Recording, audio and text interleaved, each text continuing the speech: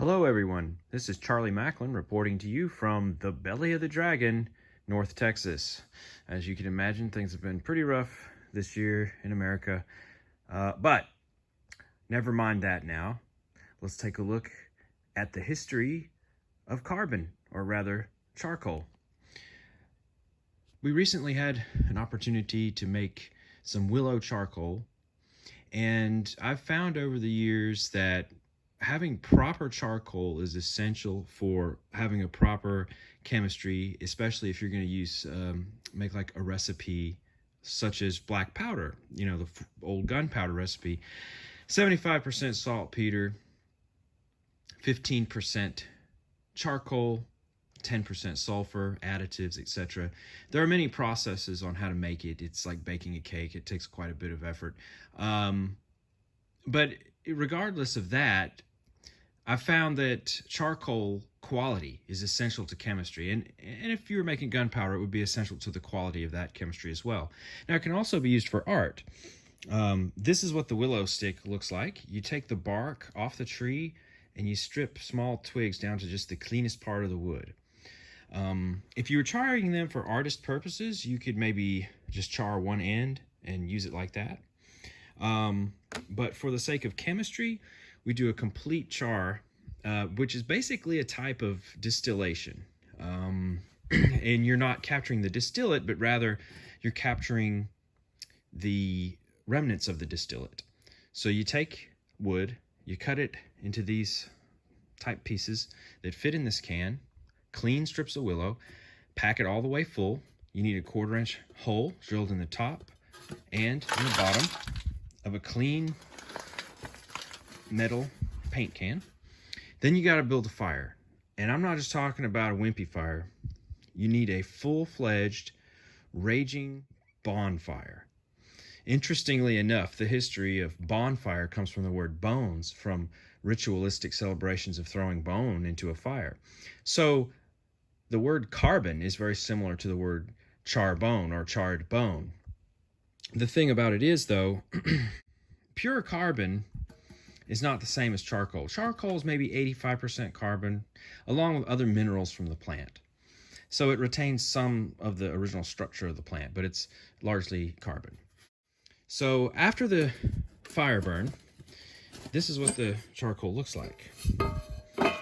And it's got a sound. It's just really beautiful. It's like glass.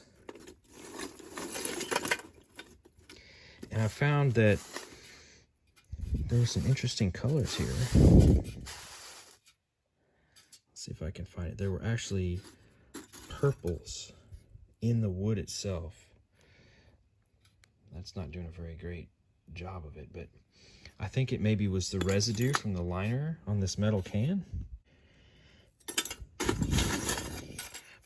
Now, as you can see, this is a lot different than the charcoal you would get from Kingsford.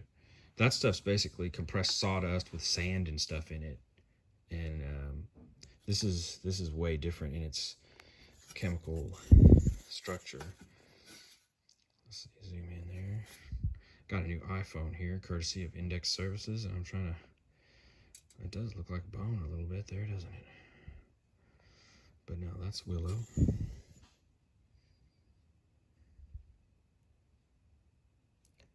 There you have lots of beautiful purple colors.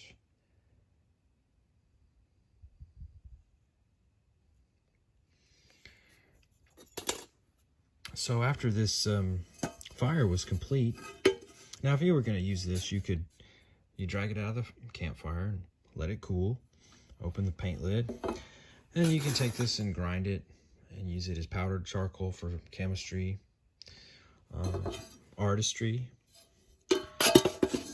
And as I was practicing my artistic abilities here, I was sketching black on black with the carbon. You could imagine what that normally would look like on white, but I wanted to see what black on black looks like. And for whatever reason, I just sketched this molecule, and I was wondering if anybody could make it. Let me fill in some of the mystery spots here. This is, I wanted this to be lithium.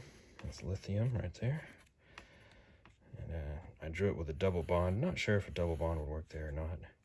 You have carbon, single bond,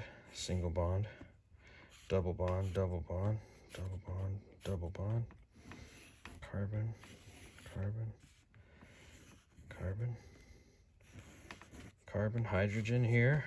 One of those bad boys. Put one down here. Oh yeah. Hydrogen. That little devil lives there. This little devil lives here. And the last one of the puzzle here. Boop, little carbon there. Going up to an oxygen, possibly a double bond oxygen. So there, that is the molecule I want to have some help with. You know, it's the fantastical magic of carbon.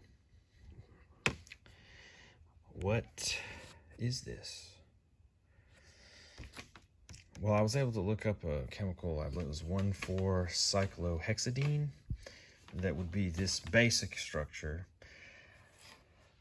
But to put the lithium on one end and the oxygen on the other with carbons like that, you would have to introduce it to lithium compounds and perhaps steam or oxygen, or I don't know. I don't know exactly how to create this molecule, but it exists. I'm sure it has a name.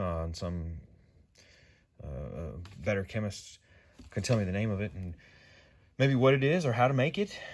I'd love to be able to make it, or have someone say, oh, I made that once. That's, you know, or we found that once in a plant or something. I can't claim it as an invention because who the hell knows if it's even out there, or maybe somebody already has a patent on it. I don't know. But anyways, there you have this new to me molecule. I just wanted to share that with everybody. Yeah. Stay safe. Stay sane. Don't let your meatloaf